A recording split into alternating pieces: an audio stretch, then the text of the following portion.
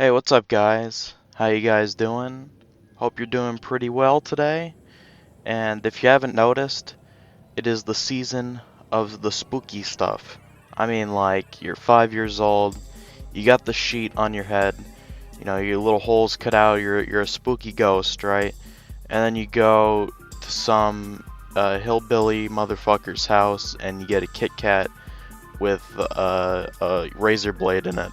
I guess that's his kink, that's his fetish, watching kids eat sharp metal objects. But that's okay, I'm kind of past that age.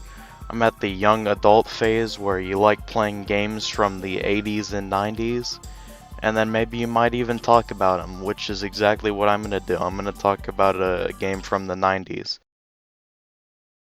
Today we're going to be reviewing Splatterhouse, not the arcade one, just the Turbo-Grafx 16 port. This is a game I picked up at Retro World Expo. It was probably #1 on the bucket list.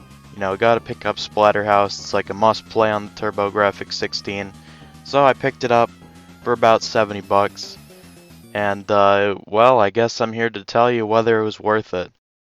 Anyway, the story revolves around you and your girlfriend, and apparently you guys don't like rain. You seek shelter in a mansion. That's pretty cool, right? But then the mansion has like spooky monsters in it, and then they take your girlfriend and they just stab you. They I don't know, maybe they're looking for your wallet, you didn't have any money on you, so they just executed you. I don't know, but you get mugged by some monsters. And then the mask from Friday the 13th, or in the case of this port, this little red piece of shit looks like his skin got peeled off, but that's okay. Anyway, the mask from Friday the 13th shows up, and he's like, okay, I'll help you out. And then you set off to go save your girlfriend, typical stuff. There's a twist later on where your girlfriend actually turns into a monster and you have to beat the shit out of her, and then you kill her. That's pretty epic stuff. My man's a gamer, he's a domestic violence fan. Anyway, of course, like most games from this time, it's really the gameplay that matters.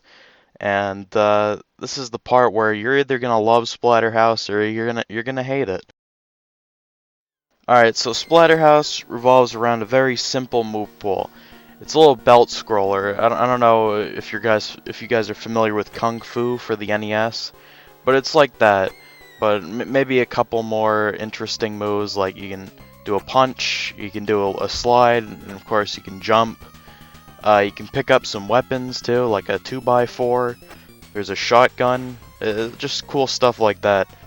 But that's where all the moves and all the strategy really ends, because Splatterhouse at its core is a very basic game.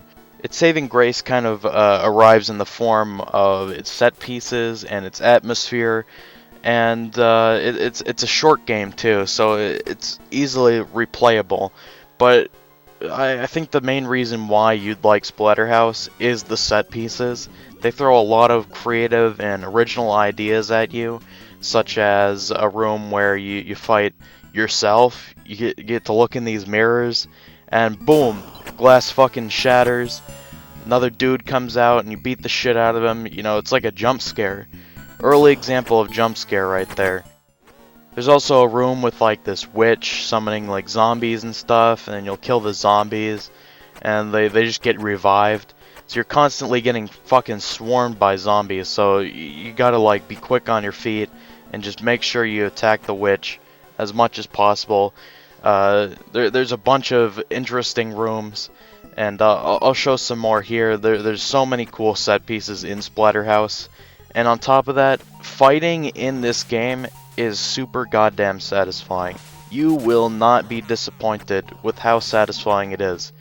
You take like, there's like these little fetuses on, fucking ropes or whatever. It's not my first time at the abortion clinic. Give me the fucking 2x4. I'll take them out, no problem, right? And they just split in half and shit.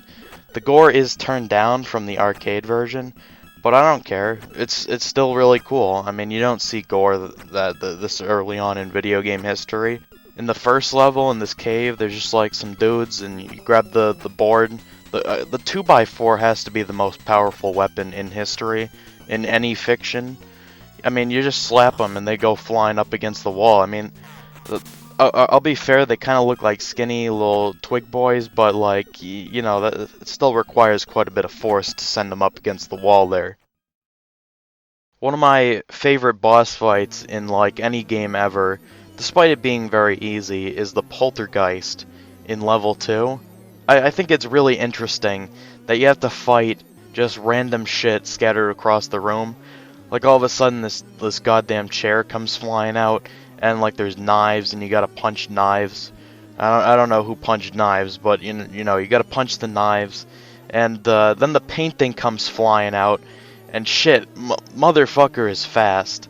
I don't know, there's something so goofy but very cool about this boss fight. I don't know what it is, man. Anyway, towards the end of the game, you know, you fight your girlfriend like I mentioned earlier. She gets destroyed, you kill her, you know, again, fellow domestic violence fan. I'm proud of you, Rick. And then you go to, like, the outside, and it's on fire for some reason. And then you fight the mask. Like, the mask that possesses you, it's kind of weird. Boss fight's not too hard either. But that's the end of Splatterhouse. And, I guess we'll top it off with, you know, my final thoughts. Alright, so this game, again, like I said earlier, you're gonna love it or you're gonna hate it, because it's very basic. It's a very typical belt scroller, and where your enjoyment comes from is the satisfaction and the set pieces. And you know, it's a short game that you can kind of breeze through, and then you can come back to it anytime, you know, during the spooky season, or if you're just feeling up for some Splatterhouse, you know, you want to just beat some fucking monsters into the wall, punching some fetuses. That's pretty cool. I want to do that too. If I had one complaint with Splatterhouse, it would actually be that it's really easy, or at least the Turbo-Grafx version. You will probably make it at least to level 5 on your first attempt, and any following attempts, it's like so easy. You'll die a couple of times, you know. Maybe, you know, you'll find one tricky section that you didn't master the last time, but then after that, it's an absolute breeze. You'll have no issues whatsoever with this game, and it makes replaying it kind of less rewarding over time. Now, would I recommend you go get out the physical version for the Turbo-Grafx 16? No. This game isn't worth 70 bucks. I mean, for me, I think it was worth it to have it in my collection because I love this game. I think it's actually amazing. But it's kind of rare, I'd say, for someone to share my opinion because, again, it's a very simple game. It's a very basic, you know, belt scroller, like I said earlier.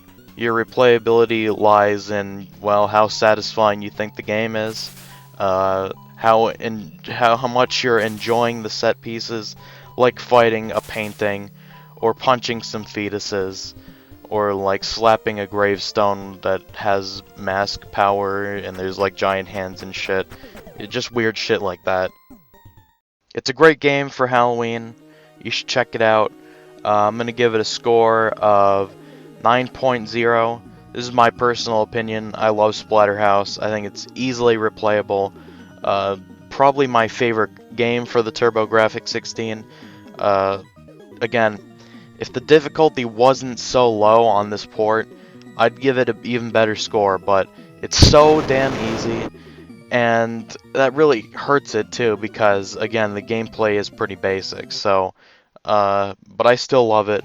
That's Splatterhouse. Again, happy Halloween, guys. Hope you have a good Halloween. I will catch you in the next video.